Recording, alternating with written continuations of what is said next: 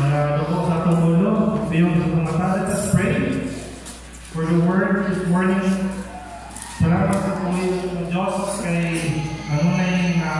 presensya this morning, O Lord. Aside from you, Lord, you are working, you are moving in this place, O God.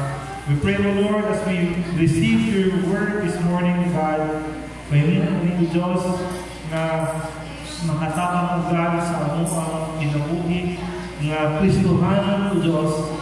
Mahimong kini, O Lord, na makahatag sa among, O Diyos, o tabang, o grow, maturely, O God, in sa pagpangalaman, in sa imong, O God. Lord, help us, O Lord, to understand your word. Help us, O God, to know you better, pinagi ang tulong na among pagkanawaton this morning, O God. We pray, Lord, that you will give us wisdom, Lord, to understand your word, God. Nasayang kini, O Diyos, that your thought is greater than our thoughts, O God. We are nothing without you, Lord. Kamong ipangayon, O God, iyong itulugan, itanan, samtang kami, O Diyos, nagpamati, kung ka patubo sa ang nagsatagsa ng Espirituhano, na bang brothers and sisters, amen. Of fruitful o mabungahon. No? Di sabay mabungahon ng inyo ang 2025 karon. Amen. Amen. Amen. Oh, kasi tingin sa kay mabungahon ng 2025 ko. Wala sa karon. Bibi na sa karon bibi. So, salamat sa Ginoo kay dala na ito ang bunga na nakuha, pero dili na ko sabot ng bunga is blessing. Okay? So fruitful as Kristohanon is not always we interpret it as blessing. So fruitful man o mabungahon man na ito ang tema sa sunod na Domingo. So karon nga Domingo ang ato ang tema is ang kabaliktaran sa fruitful, which is unfruitful o dili mabungahon nga kinabuhi. So, next Sunday, isapik man sa atong speaker kung saan may kinabuhi na mabungahon na Kristohanon. Pero karon, ato ang hisgutan ang saan may risk of being unfruitful. The Lord God wanted us to be fruitful. That is common knowledge. Na ang Ginoo nagtinguhan siya na kita as Kristohanon mahimo ta nga mabungahon. Isa man may ganahan dili og kahoy na dili mo bunga. Nagtanong kag mangga, ang mangga pila ba ka tuig before bunga? Let's just say mga 6 years before bunga ang mangga. Pero kung mangga ang hindi ka namatan na sa kulo ka tuig, wa isa na bunga kasi naman. Guna-guna juga kadungdong na nang sa gitanong ni nanay nga lemon sa likod sa balay. Labong na kayo lemon para sa kaysa nabot na sa may atok sa pwede. Wala ko yung mga bunga ng bunga niya. Putol na ito. Pero ipatakbas nila. Putol na mo sa part sa lemon. Pagtatak sa sana, naaday bunga.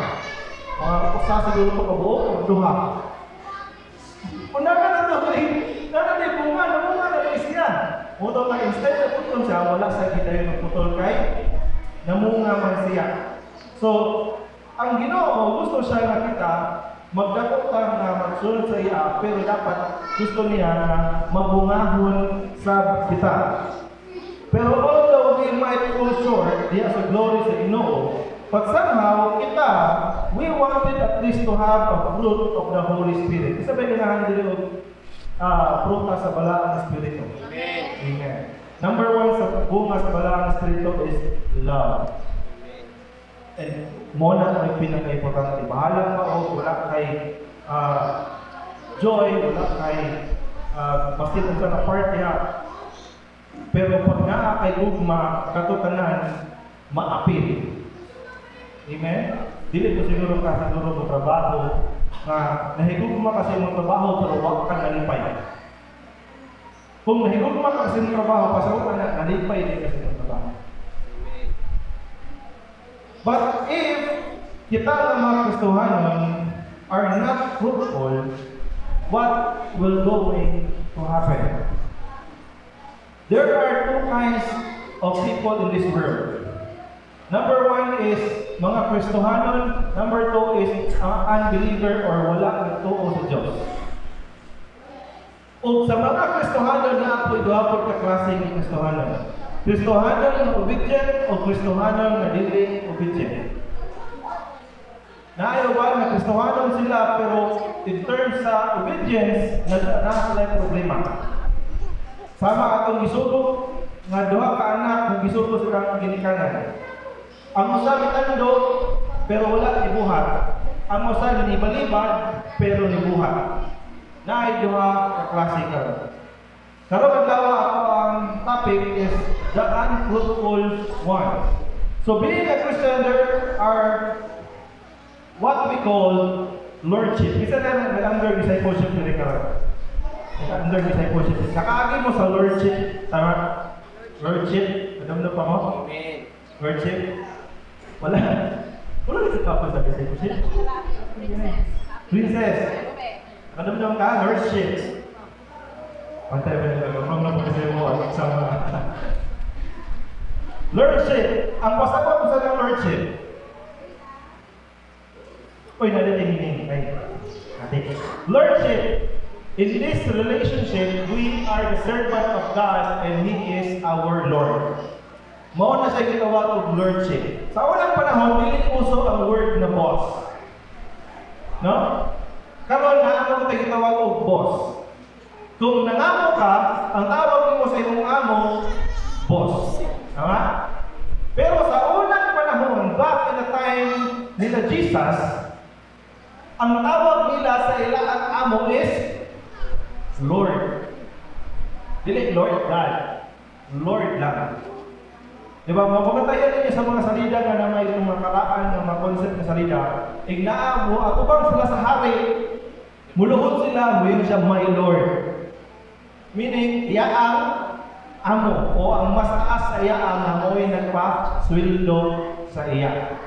Now, in the concept of Christianity, there are part na matawag na kita under sa lordship ni Lord. Kita mo iya ang servant o siya mo ay ato ang Lord. We are His people and His people are expected to be obedient to His command. But what if we are not obedient to the Lord? Kisa pa yung nanarbaho dali ng amen. Amen. Kung manarbaho ka, dahil na-absent ka tunga sa bulan, unsay reaction sa inyong boss? Ha? Fire na yung gabi sa... Unsay reaction sa boss, kung mukalit na ka kawala, ni-absent ka, ginitong na kapagkakalit. Ha? Unsay reaction sa boss? Di ba kadalasan masuko? No? Usahay mahadlok ka nita mali. Usahay mahadlok ka mo absent.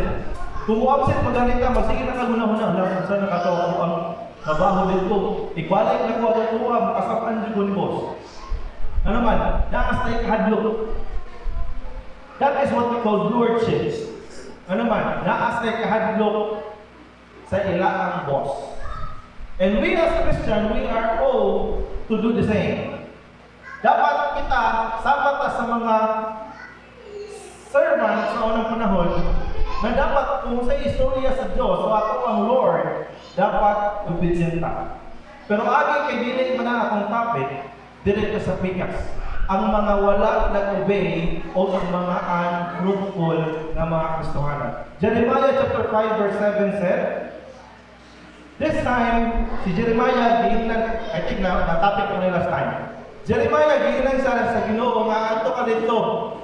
Hatag kag mensahe. Pero ang imong mensahe nga ihatag nila dili mensahe about nako, pero ang judgment nga akong ihatag sa ila.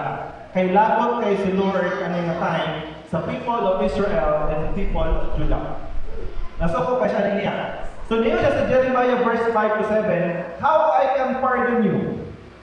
Usahay man ako pagpasaylo sa inyo. For even your children have turned from me. They have sworn by God's small letter G, because that is not referring to the God na dili tinuod. He said, they have sworn to gods that are not gods at all. Hindi siya nga, kung saan man tamo pagpasaylo, na mas man gani ang inyong mga anak, min talikod man gani sa kuha, o nag-sworn sila dito sa mga Diyosan na dili man gani tinuod na Diyos. So this is when God Okay. Yung sabi, I feed my people until they were full. Ang lordship, o sa tumong sa lordship, kung ikaw naakay tao, naakay gisuldoan, usa sa imo ang obligasyon sa imo ang katawhan, kinahanglan sakto sa sweldo. Para kung sakto sa sweldo na kay saktong pagkaon. Now, under sa lordship, niingon si Lord sa iyang mga katawhan, this is referring to the people of Israel, iyang mga people. I feed my people, ipakaon ako ang akong mga katawhan, aman sila mabusog. Pero kung sa ila ang pasalamat ng gihatag sa Ginoo, but they thank me.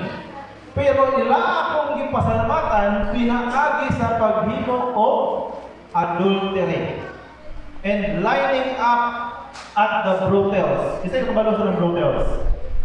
Brothels is balay sa mga prostitution. Brothels. Sa tuwal, dahil ito hotels man. Hotels in sa paibigan ng klase ng mga pero ang brothel sa una is bahay aliwan or in short sa mga club. Niyo na Ginoo, gibusog na ko uban sa inyong pamilya, gihatagan ka og ina, pero ang inyo ang pasalamat ang gihatag sa kuha, nag-commit pa og adultery at the same time nagpila pa gyud mo dito sa balay aliwan. Now, when God addressed His people's sin, He asked, how can I forgive these people? Unsaon, nangutan na siya kung saan ang tamang pagpapasaylo.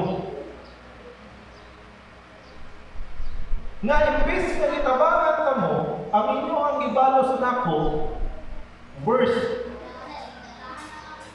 Mura ka o nagpakaon o tao, kunya ang ibalo sa tao ang imong ipakaon nimo panunglo.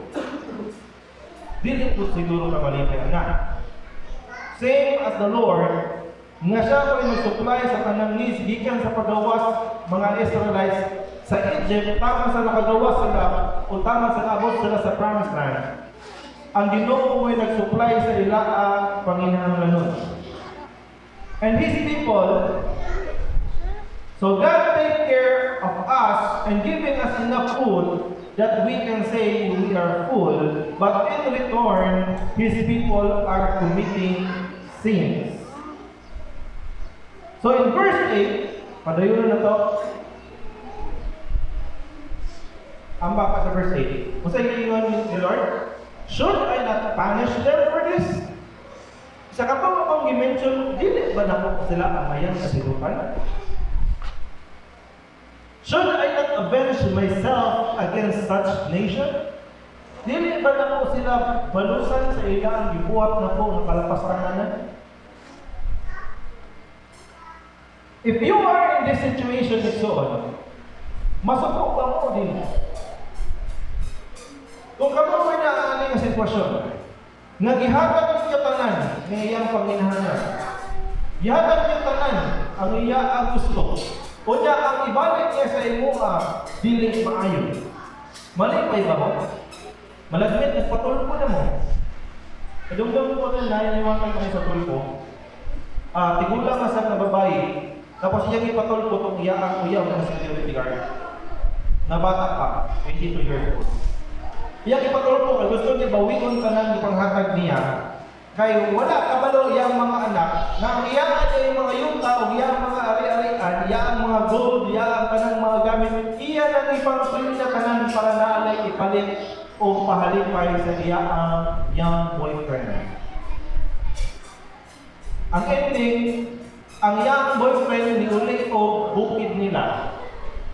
Pag uli silang bukid, wala na nagpakita, wala na nagpatimpa, wala na nag-chat, wala na nag-text, wala na nagparamdam, naglagot kayo tigulang iyang ipatulpo. Agi sa kalagot niya, nabuybuyan niya ang iyang ex. Yung sa gihapon na po ng mga nan, gitagaan tingin kwarta para palit ang cellphone, pero ang kwarta gihagan niyo mo asa naman ang cellphone. Wala yung cellphone na hitabo. Gitagaan tingin sapatos, gitagaan tingin rumindot yung saniblas. Dahil mo sa tibuan mga sanibla. Kada gabi mo ato ko sa inyo hanggang tingin pagkaon. Hindi mo din ang laki nga, wala ka po nag-ingon ni mo ngayon kung hanggang ang pagkaon sige dito. Gihatag niya naman, and return, wala siya gihigugma sa lalaki. Malipay ka o magpatulpo? Magpatulpo siguro ka. Ano man? Maskin ang Diyos, niingon sa, hindi man ako sila ang kayan na silutan na inaani mag-ilang buhat sa kuha. Now let's go to verse 10.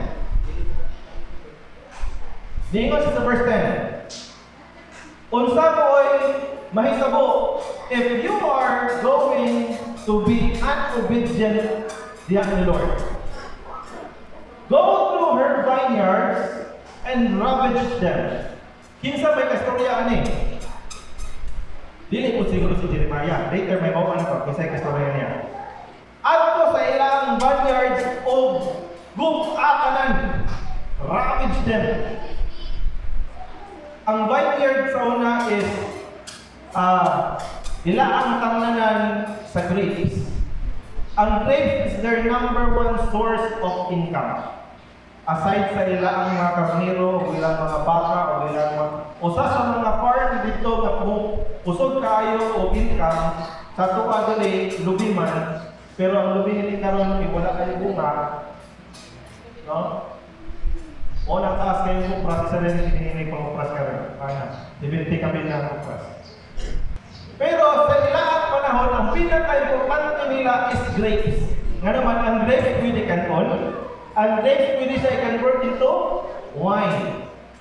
Munang importante kay silang grapes, pero niingon si Lord, agi sa kalagot ni Lord, naa siya'y gisulok.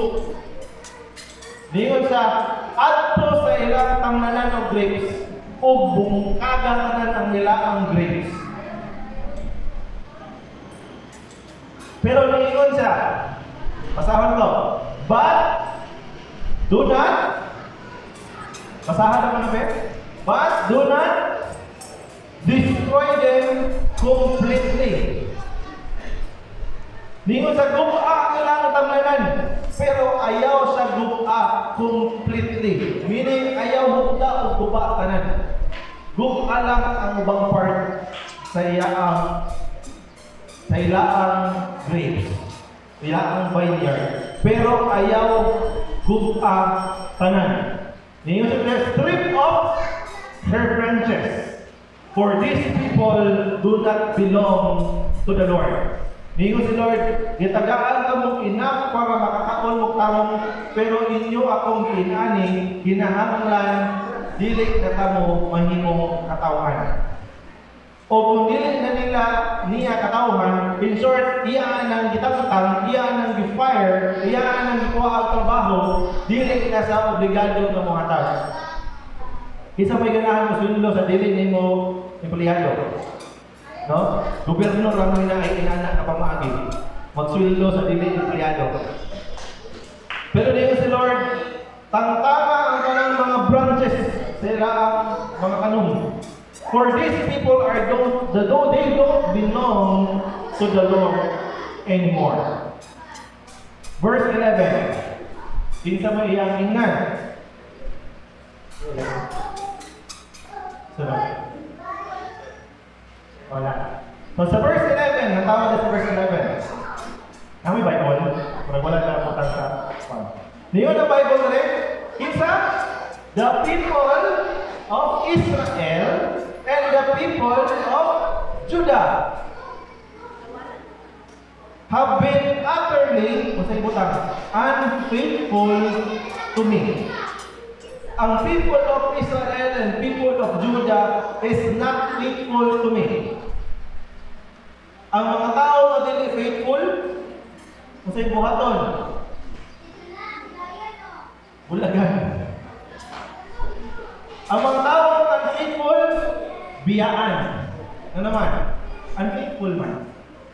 Mula si Lord, they do not belong to me. Dili na kami.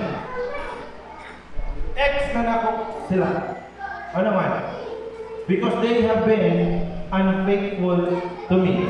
If you notice, God wanted to give them a lesson. Si Lord gusto siya maghatag og lesson sa iyang people, sa people of Israel and people of Judah. Pero niingon siya, do not completely destroy them. Ayaw sila i-destroy completely because God wanted His people to understand something through a situation that we don't want or that we don't expect to happen. Usahay, hatagan ang sitwasyon ni Lord na wala na kay choice kung dili mo duol sa iya. Amen? Isa na naka-experience na. Kaya pwede man utak ka magsalig sa inyong trabaho, pero ang imong trabaho mag-isaligan, waon ni Lord. Pwede mo na kasalig sa imo ang pagkagwapo, pero yung pagkagwapo, waon ni Lord. Pwede mo na magsalig sa imong ka-bright, pero yung pagka-bright, waon ni Lord. Why? The Lord wanted to understand, wanted you to understand that He just wanted you to be obedient and to be reliant to the Lord. Gusto lang sa Diyos nga siya mo'y himuang saligan o dili ang atuang kaugalingon. So if we are not fruitful, we are unfaithful to Him, the number one thing that we wanted to do, or that the Lord wanted to do, or the Lord will allow to do, is i-allow niya ang enemy to ravish everything that you think na mao'y imuang masaligan.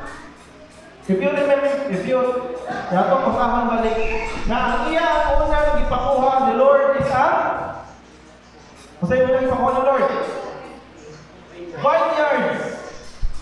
Sa unang panahon ng vineyards, that is their source of income o money. Ano man, ang mga tao sa Israel and Judah, nagsalit na sila na dito sa kinahanglan ni Lord. Ano man, kanunay si Lord, i-provide siya ito, naghatag siya kainin, naghatag siya ulan, naghatag siya o spring. Sakto, mga itong ani, sakto, itong harvest, wala, ibakulang na ito. Dili lang kaya buhaton ni Lord, hindi kita pasagdan. Now, ang pinakaunang dibuhat ni Lord, itantan niya ang isaligan sa Israel at sa Judah, which is their vineyards. Sa ito ay isuon, ang pinakaunang kantaon sa Ginoo na ito ang isaligan is ang ito ang source of income. Ano man? Tanan ng tao may adunay abunda sa kwarta o sahay panagsa na lang makadungdong sa Diyos.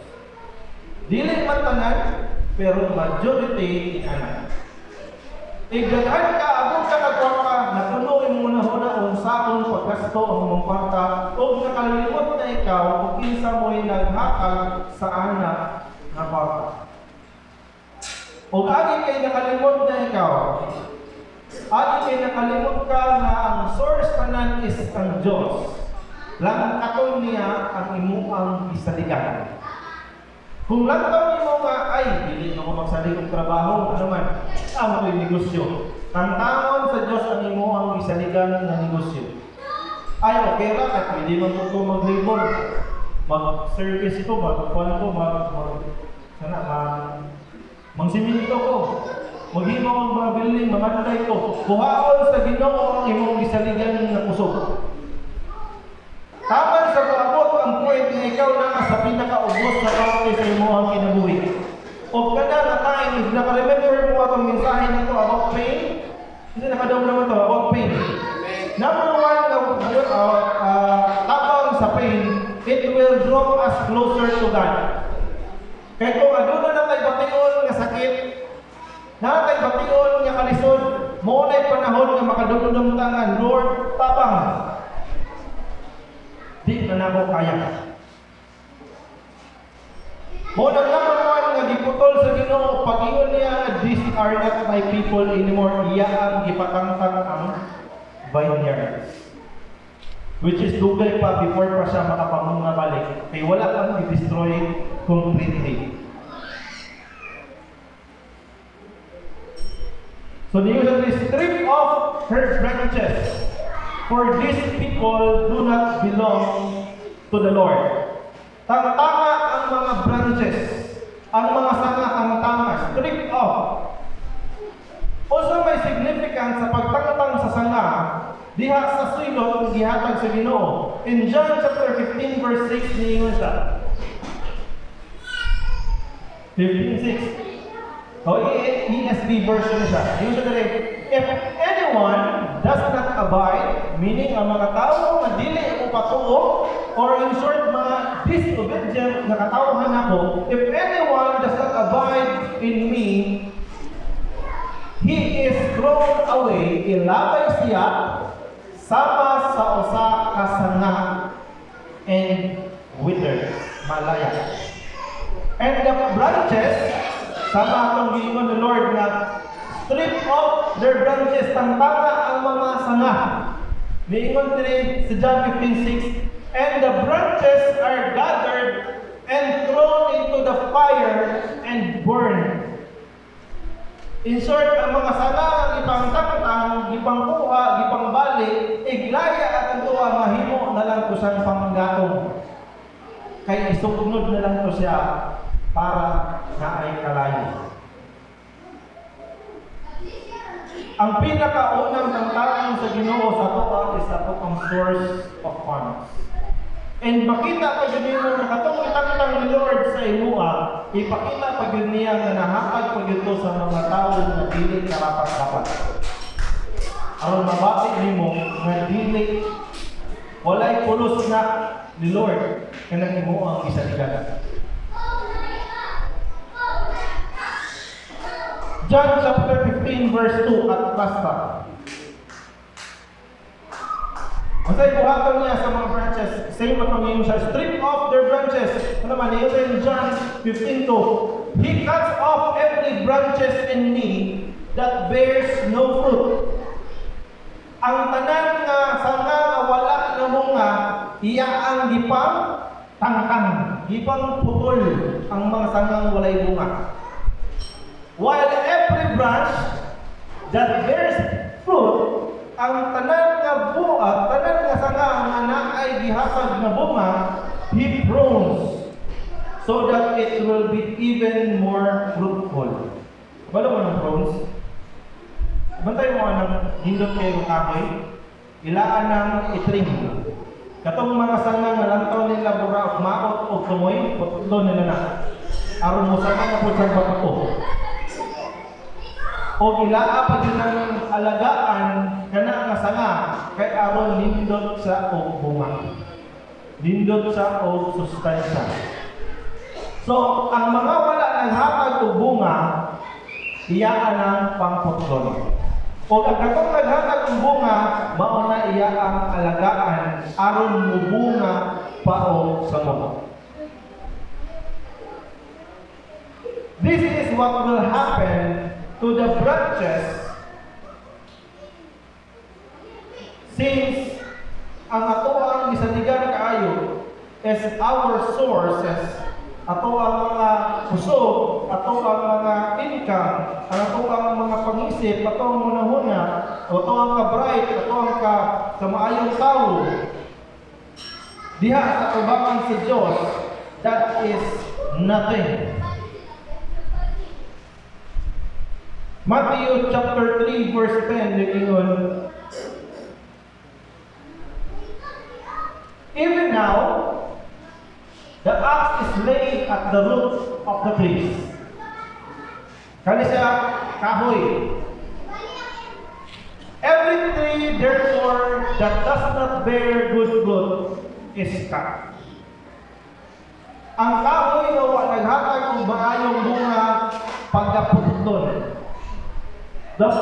It is cut down, putol ang kahoy, o ang pinakakuyaw pa rin niya, thrown into the fire.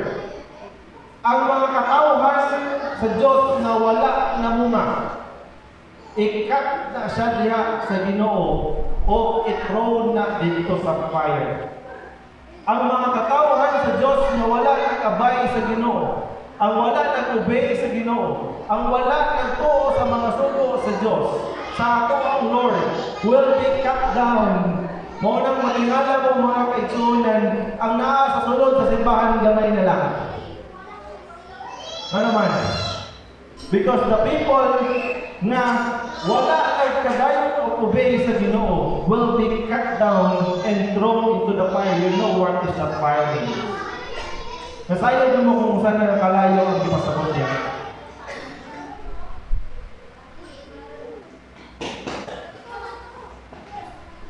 Now, balik ka dito ka Jeremiah. Kinsa may katurya ni Lord na kaupayma na niyon sa adto dito, bungkaga ang ilaang vineyard o pangputla ang ilaang mga branches. Kinsa may kasturya ni Lord adto.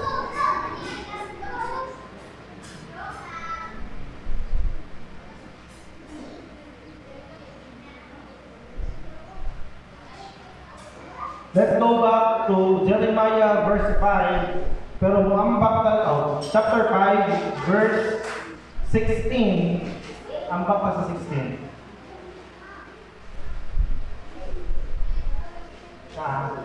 People of Israel. Okay, verse 16. Niyo siya tuloy. People of Israel, declares the Lord. Si Lord nag-ingon sa mga katauhan sa Israel. Chapter 5, verse 16. Niyon sa people of Israel, iyakin na ng mga katauhan sa Israel, I am bringing a distant nation against you. Ipasulong tamo sa inyong tapad na nasod. An ancient and enduring nation. A people whose language you do not know, whose speech you do not understand. In short, ipasulong mo sa nasod nga wa mo kabalo, o wa mo kailang, o wa mo nasayod sa ilang inistoryaan, o dili mo kasabot sa ilang inistoryaan. In short, kung muingon siya na kung may nagkabot, wala din kayo naibalaan na putulin mo kamo. O muabot sila, musulong sila, dili ka pwede makaingon nga ayaw na kupatya, huwag na ka nakuha kung gamit inyo na ayaw na kupatya, di man mo magkasinaptanay. In short, kung sulong sila, wala din lain nga makaluwas. Wala lain makaligtas. Nga naman, di man sila kasabot sa inyong pamalingon. Muyon nyo, hatagan ka mo og 10 million. Ayaw lang mo patya. Ano yung pag-desert? Ingay ang Amerikano mo sulong rin yung binisayan mo sila. Ayaw mo patya, kung ihatag ninyo ako ang 10 hectares na yuta. What? I'm sorry, I don't understand you. Papay ka rin. Ano naman? Ako man mo nang kasinapot. Muna ninyo sa Lord, pasulungan tamo. Ang musulong ninyo, distant nation, nation na nasa rayong dapit, o galing mga tauhan na wala kabalo sa inyong pinulungan, o kamo wala sa inyong kabalo sa ilang pinulungan. 17. Ang iyang gingon na mo'y musulong sa ilaa, mauni sila ang mga tao nga mo-devour sa ila ang harvest and food. Kinsa mo'y gisugo sa Diyos? Ang gisugo sa Diyos is their enemy. Ang gisugo sa Ginoo is dili siya mo'y basta-basta lang o silot sa iyang katawhan, ano man masakitan siya pag siya mo'y musilot.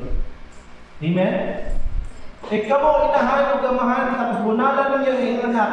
Ninyo ang anak, durog iyak, durog bakho, kadugayan, masakitan gihapon ka. Ikaw ra may masakitan. Pag muna ninyo, papitik mo sa baba, nakapalukan mo yung anak. Imong anak, ay nalain imong anak, pag-abot sa mga pilang ka minuto, pilang ka oras, makayon na ito, anak. Nabuhat na mo sa mga anak. Magmahay ka. Because we are made through the image of God. Na manulingon. Kung ingon si Lord, dili ako may musilot ninyo. Pero magdala ko visitant nation na mo'y musulong sa inyo. Sila na may bahala ninyo. O ang iyang isulong, o ang isulong sa ila, that is their enemies. In short, patingala ka, nga no Lord, nga sa kadaghan pwede i-promote, bahala pili ko ni mo i-promote, nga nung katapaman siya na naglagot ng kwato niya. That is my mortal enemy. Hindi ko ganahan ko niya, Lord, pero nga naman na siya pa may natagag favor, nga ako mo pa imong katawhan. Because the Lord will use that enemy, dili para pasakitan mo ka, pero to bring you closer back to Him. O muna niya tiningon, go and destroy their vineyards. Niyon sa devour your harvest and food. Iyan ang kuhaon niya doon ang tanan ninyong harvest o tanan ninyong pagkaon. Number one, kuhaon niya inyong finance. Inyong source of income na inyong isaligan. Ikaduha, if you are disobedient to the Lord and unfruitful Christians. Number two, they will devour your sons and daughters. In short, iyan ang kuhaon ang inyong ikaduhang isaligan.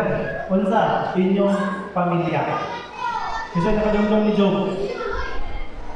Isa nakadumdum sa kinabuhi ni Job. Amen. Baliktad pagka-Job, ang unang gikuha is ang iyang pamilya. Nangamatay ang iyang anak in one single day. Paglinog, patay. Nagsunod po sa iyang kadawang saligan, iyang financial. Tanan niyang karnero, tanan niyang ox, tanan niyang baka, gipangkawat sa mga rebelde. Nabuho. Wa na sa iyo saligan mga karnero. Now, the even today, balik ka sa itong verse, they will devour your food and your harvest. Harvest is inyo ang income. Ikaduha, they will devour your sons and daughters, inyo ang family. Matingala kayo kasi nga, mawala na ang tanan, Lord, ako ang trabaho, ako ang income, basta naalang akong pamilya o okay rin kayo ko. Pero second nga ang tawang sa Diyos sa imuha is ang imuang family. Wala kami iyon na mamatay sila sama sa kinabuhi ni Job. Pero there will be times na inyo ang family dili mo magkasundok. Na imbis makaduol na kasi mong pamilya, di nakakaduol. Why? There will be a problem sa inyo ang relationship. Next, ipa-devour sa Ginoo. They will devour your flocks and herds. Ang inyong ang mga karniro o ang inyong ang mga alaga na hayop. In other words, ipaburot Diyos ni Lord ang inyong ang isaligan, maskin ang inyong ang reserve. Bisa ba rin na i-reserve? Ngayon, kaso magkagipitan na, di ko'y makuot. No? Ako galing mismo, himo ko gamay ng reserve.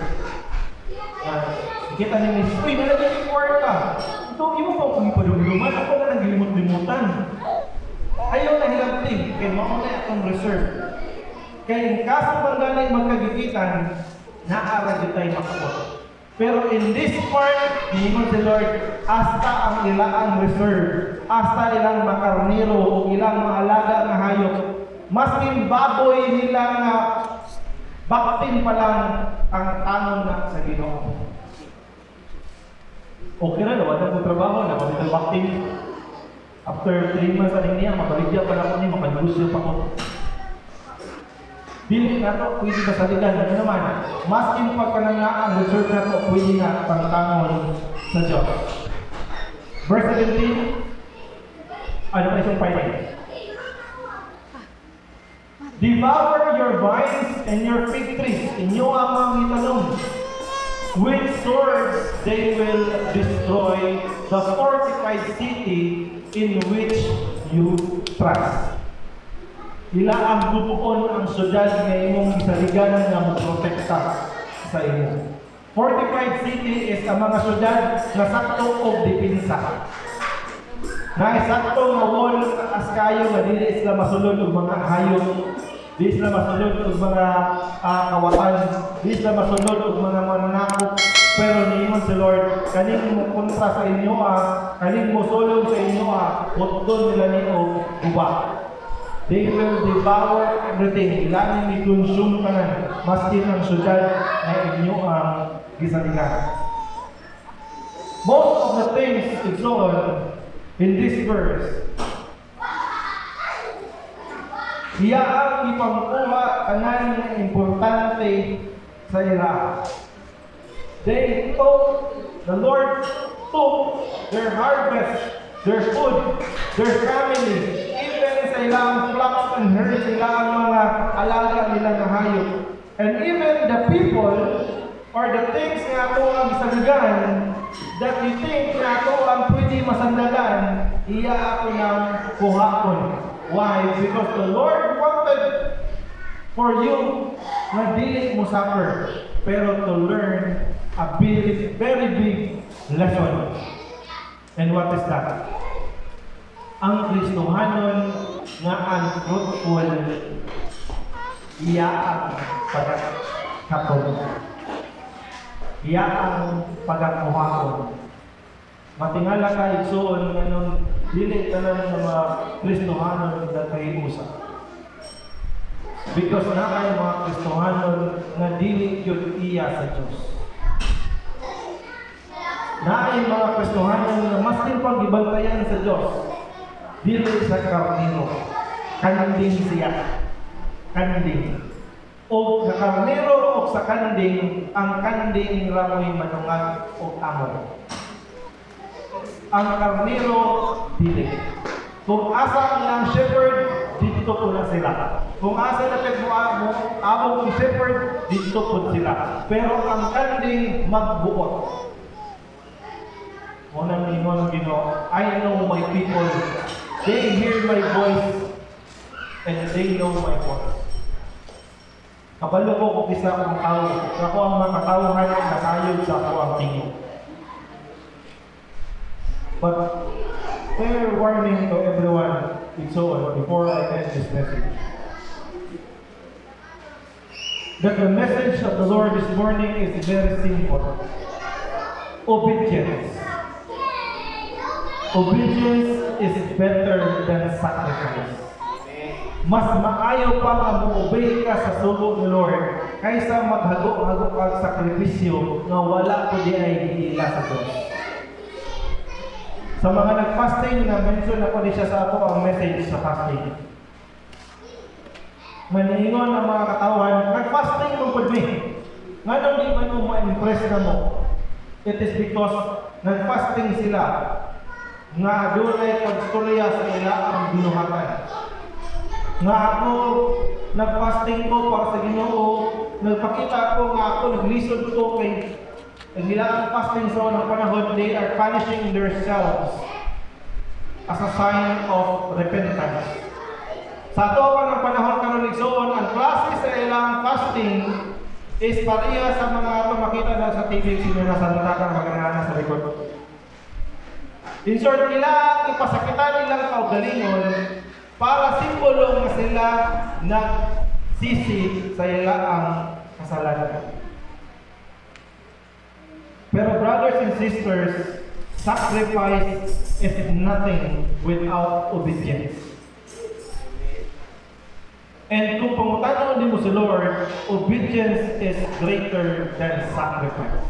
Mas iya ang ipaboran ang iya ang anak ang ipatuo kaysa ang tao nga wala nakalig-alig lang o palisod-lisod sa ipagalingon pero wala tayo i-acknowledge doon. If you remember Martha, sige na Martha? Sige na Martha. Message siya sa nakasahan dito.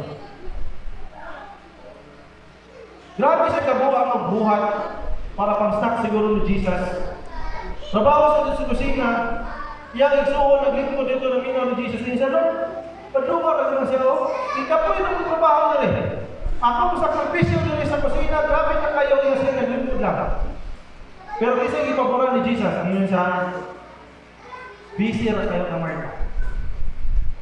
Because the silence of Jesus, that ang sacrifices ni Martha will not go in vain.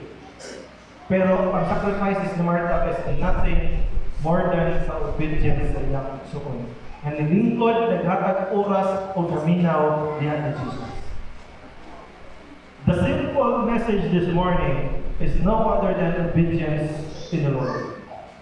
But the unfaithful one, the unfruitful one, and katong mga katawan sa Diyos na will not bear the fruit of the Holy Spirit. Make sure that you prepare yourself because you will going to have the greatest life na inyo ang i-imagine. When the time the Lord takes everything from you. When the time the Lord will take all the things that you think na inyo ang masalikan. Then that's the time you will acknowledge na siya mo'y Diyos. That's the time that you will acknowledge na you are a weak person. Isa ba'y maulaw ulit? Isa ba mo'y kabalo nga siya weak?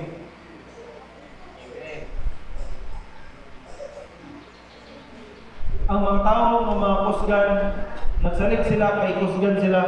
Ang mga taong nag-gym, mula ka mga tulos na sa dalan, maglakaw na sila, buron na sa sikinsa, nagkukay mga lawas. Tagbuok tao, buragwa ako kitag tao, banggaan kung gisay banggaan, yun naman, nagsalig sila, kita ko pa sa lawas ang mga tao, mahadlok nila.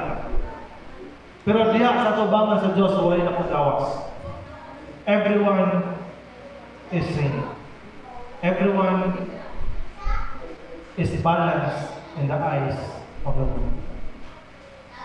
When we think that we can do everything because we are intelligent, nasayot ta kung sa'y sakto, kung sa'y dili sakto. Pero the Lord always remind us that everything we do it in accordance of the Lord. Tanan nga buhaton na to, dapat nahikuyon siya diya sa kabubuton sa atong Diyos. Because we are His servant and He is our Lord. And maura kay igsoon nga Diyos na willing sad mahimong servant. Wala pa ka nakakita o amo diri sa kalibutan na ang imong amo mo mo hinahimo nimo nga katabang. Maulang si Jesus niyon siya pag-abot niya diri. Diyos siya sa langit, pero ningon siya, I am here to serve and not to be served. Yan si Jesus para mangalagad sa iyang mga katauhan, pero dili siya ganahan magpaalagad. Maunang ningon siya, ugasan ako ng tiil, disciple. Lord, nga ugasan ko ng tiil ko, Lord, yung disciple mo kunin mo, ikaw man ako, Lord. Dili. Yan, ko dili para mag-serve. Dili para servisyo. So kita mga kaibigan, let us be reminded that we are all the same. We are all servants of God, and we are all to obey the law of our Lord, our God. Ang ganyan para sa Korinto, let us pray.